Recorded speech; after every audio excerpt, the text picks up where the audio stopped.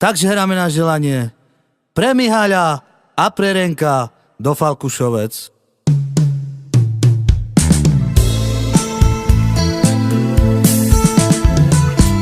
I suchý chleba, čarnú kávu, toto mi dali.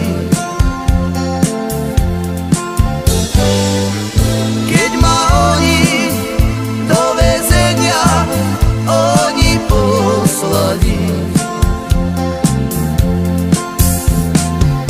i môj oteci do domova oni zobrali.